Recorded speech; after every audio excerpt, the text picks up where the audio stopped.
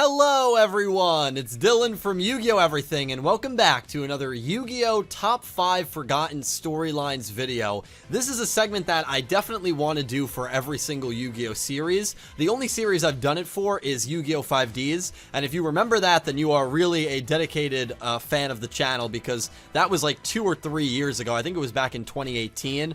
Kind of dropped the series since, but with everything going on, looking back at Yugioh VRains, and of course the news we got about a week ago, given the changed storylines of Yugioh VRains, I figured this was a perfect time to do the top 5 forgotten storylines of that anime, the most recent Yu-Gi-Oh! Anime to come to an end. Now, quick criteria for this video. These are things that were blatantly mentioned in the story or hinted at or foreshadowed in the storyline of Yugioh VRains that never came to fruition, that just were completely dropped or never touched on again. So this isn't something like, you know, Yusaku's parents, who Yusaku's parents were. That wouldn't be eligible for this list because Yusaku's parents were never mentioned in the entirety of Yu-Gi-Oh! VRains. It's an unanswered question, but it's not really a forgotten storyline because it was never something that was touched on or foreshadowed that just was never brought up again. So hopefully that makes some sense. I'm excited to share with you guys what I believe are the top 5 forgotten storylines in the Yu-Gi-Oh! VRains anime. Without further ado, let's get into it. I hope you guys enjoy. Kicking off this list is probably going to be an interesting one for a lot of you, and that is Pandora, a character that was introduced very late in the anime. I think she was introduced with about 15 episodes left. It was probably around episode 104, 105. I don't remember the exact number, but she was introduced to us during the final season, which of course was a very short final season. And I always felt, looking back on her character, that there was a lot the writers kind of hinted at that they never really expanded on. And when looking back at Pandora as a character, she was kind of an irrelevant character, and she basically just took up time that could have been given to more established characters like Spectre, who didn't even have a word of dialogue in the entirety of Season 3. Pandora was created by Revolver to go against the Eye, to go against the Ignis, and even though Pandora was created with free will, the same free will that the Ignis had, the second that she started thinking about turning on humans, Revolver had a line of code that would immediately get rid of that thought. But I remember when she was first introduced, Akira Zaizen meets with Revolver and says, that's not going to change, right? She definitely won't end up turning on us. And Revolver goes, for now. It's an extremely ominous line that a lot of us interpreted at the time to potentially mean that there was definitely room. Even Revolver, her creator, was saying that there was room that she could eventually turn on the human race, similarly to what happened with the Ignis and more specifically Eye in the final season. So that was always weird. She ends up dueling Eye in, I believe it was episode 109, so with only 11 episodes left in the show, and Eye defeats her, and she is the only character that Eye spares after he defeats her. And there was this moment between her and Revolver where she was very confused as to why Eye spared her, and Revolver said, I don't know if it was deliberate, I don't know if it was accidental, but it's something you need to figure out on your own. And Pandora kind of has this scene where she's like, huh, yeah, I guess I do. And we never hear from her again. I don't think she says a line of dialogue after that scene with Revolver. She definitely doesn't discuss anything about the implications as to why I spared her. And when that happened, a lot of us felt, maybe she's gonna turn on the humans, and I knows that. Maybe he ran some simulations. He was the king of simulations, as we know, and Pandora's gonna turn on the humans and aid I during this quest to try and finish off humanity. Well, it never happened. All these foreshadowings that were based around the character of Pandora completely came to nothing, and in hindsight, she was just kind of there to absorb screen time. I mean, she didn't really do anything that important for the story, and it's kind of a shame because there were definitely hints, in my opinion, that she had the potential to turn on humans and be a villain in Season 3, maybe even have a duel with Revolver. I think that was maybe a preliminary plan that just ended up getting scrapped because they didn't have any time to run with it. But I spared her. The only other character he spared after defeat was Blue Maiden, Aoi Zaizen, but the only reason he did that was so that she would suffer from losing her brother. The two instances are not comparable. I really did not show any mercy in that final season, so why he showed mercy to Pandora, we'll never really know. But I think the original plans for Pandora were a little greater than the actual execution we ended up getting surrounding her character. Coming in at number 4 are the chess pieces. You knew the chess pieces had to make this video. This is something that everybody talks about who has watched VRains. The chess pieces were introduced to us in the very first episode of VRains. They were these huge, towering, daunting, larger-than-life characters who were clearly controlling Soul Technologies, and what made them even more scary and intimidating is we never knew their true persona. We didn't know if they were human, we didn't know if they were maybe artificial intelligence created by some higher being. There was definitely so much that could have been explored with the chess pieces, and it seemed like the original director of Yugioh VRains, who was there between episodes 1 and episodes 12, I believe episode 13 is when the new director took over, clearly had an idea to utilize these chess pieces down the road. Unfortunately, when season 2 came around, the only sign of a chess piece that we got was Queen. It's almost like the new writers had completely scrapped the idea of these chess pieces, but still wanted to keep the same symbolism to a degree, so they just created this lady character who was in charge of Soul Technologies, the CEO, and just named her Queen, obviously based off of one of the chess pieces. But at this point, I think the whole chess piece motif and storyline had been completely scrapped from the show. But with how prevalent and how important they were being written early on in VRains, I think it's very, very hard stretched to say that they were never going to be important characters in the show, or at the very least, completely written out of the show by the time season 1 came to an end. In season 3, we get the 3 kings, the investors, so we get kind of the king chess piece to be revealed, but not really, because now all of a sudden there's 3 of them, and they're represented as universal galaxies and not really chess pieces. And guess what? After their initial meeting with Akira, they're just completely gone from the show, and they never get touched on again. It's like they kind of tried to keep the chess piece theme alive, but really, it was just a completely dropped storyline from the early going of VRains, and it comes in at number 4.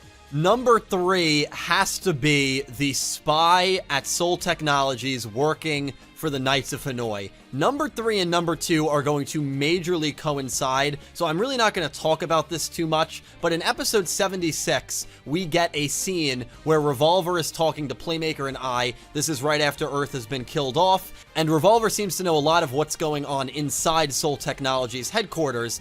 Playmaker realizes, oh crap, you have to have a spy there. Some Soul Technologies worker is actually a worker for the Knights of Hanoi, and Revolver kind of shrugs and smirks at the implication, pretty much letting the viewer know that, yeah, there's a spy at Soul Technologies that's working for the Knights of Hanoi. This storyline, this plotline, this foreshadowed event never gets touched on again. There was so much potential for this spy. It could have been Hayame. What a twist that would have been. It could have been Akira. It could have been Revolver's sister. Obviously, he doesn't have a sister, but you could have just made up any character and written a new character in, or used a pre-existing character like Hayame, maybe even Faust. Maybe even Faust was working for Soul Technologies, and if you think that's crazy, remember, Vira was a hospital nurse when Aoi Zaizen went into comatose in the very early stages of the show, and that ended up playing a role later on when Vira and Aoi ended up dueling. So clearly these Knights of Hanoi lieutenants had other jobs. They had second jobs to blend in with, you know, humanity and with the real world, and not just be a pure cyber terrorist. So even Faust working for Soul Technologies would have made sense. But clearly, that would have been addressed had there been a Soul Technologies arc.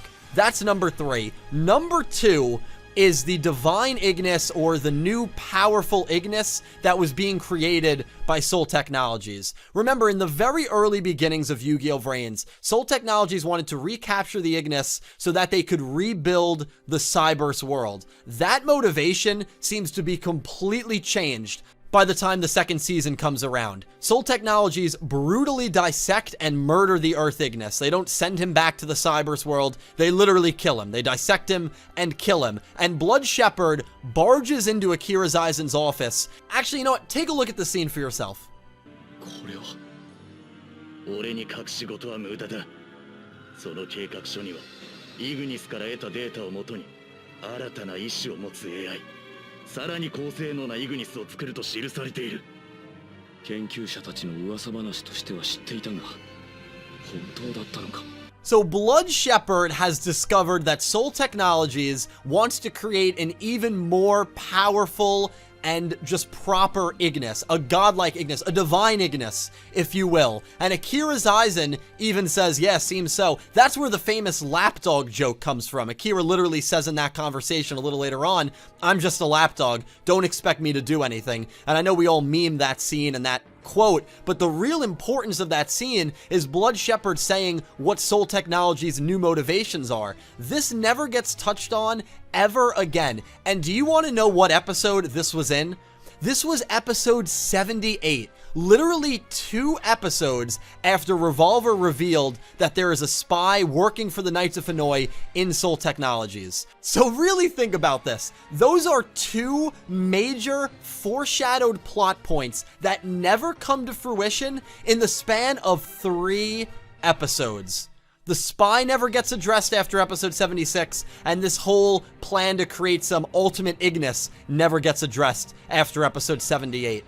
You cannot convince me that when the mid-70s were being written, in terms of episode length, and, you know, obviously the show only had 120 episodes, you cannot convince me that there were no plans to have a Soul Technology-focused arc, where the spy would have been revealed and it would have been a plot point, and this whole creating an ultimate Ignis, the plans would have been revealed a little bit, and maybe Queen would have had a more important role to play in the story. And probably when this was going on, they didn't realize that the show was only going to have 120 episodes. They probably thought, yeah, we're going to get 3 years like all the other Yu-Gi-Ohs. We're going to have 140, 150 episodes. We have plenty of time to do a 20-episode Soul Tech-focused arc and immediately switch to the actual Season 3 that we got. Except they didn't, and these 2 Soul Technology plot points never get addressed again. But you cannot convince me that these were planned storylines that were going to be fleshed out down the road that they just kind of ran out of time for, which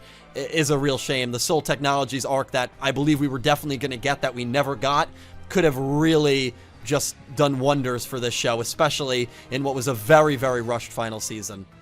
And finally, the last forgotten storyline. It's the one that made headlines about a week ago, and that was the original plans of Yugioh VRains. I have a whole video dedicated to this topic. If you want to check that out, I'll link it down below. So I'm not going to go into hyper extensive details, but essentially on the 3rd year anniversary of Yugioh VRains beginning, which was earlier this month in 2020, an anonymous staffer wrote that the original ending of Yugioh VRains was going to be much darker and much more gloomier. Essentially, the Ignis were going to win and humanity was going to be destroyed. Obviously, the ending that we did end up getting in Yugioh VRains was humanity winning and the Ignis were the ones that got destroyed. So essentially at the very beginning of Yugioh VRains, AI was going to defeat humans. They kind of changed that as the show went on to humans defeating AI. That obviously is the only entry on this list that is definitive. It's not speculative like most of the points in this video are. And you guys let me know, would you have liked this ending where Yusaku potentially dies at the end and humanity loses and gets wiped out? Or do you think the ending we got was probably a little better? I can't picture a Yu-Gi-Oh series ending that way. I can't picture many shonen ending that way. It doesn't usually happen in the shonen genre. Your main protagonist dies. Really everyone that's human dies and the bad guys end up winning. It would have been a shock kind of ending, but obviously they didn't go through with it and it was probably scrapped very early on in the production of Yugioh VRains. But that has to be the #1 forgotten storyline because that was a legitimate storyline that we know for a fact was planned and in the works at the beginning of Yugioh VRains' production.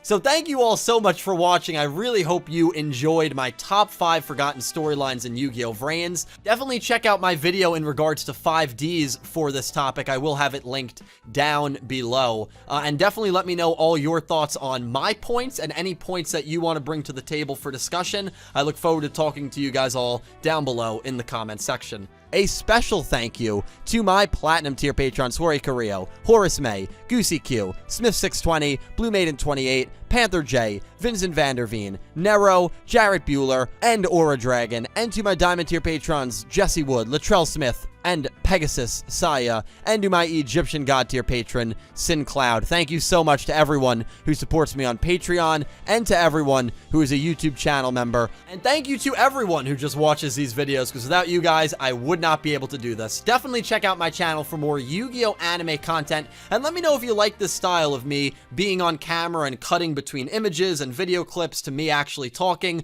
or let me know if you just prefer the typical screenshots and no face cams that I normally do. Always just trying new things to see how people like it, so definitely give me some honest criticism about that. Thank you all so much for watching. I will talk to you down below, and I hope you have an amazing day.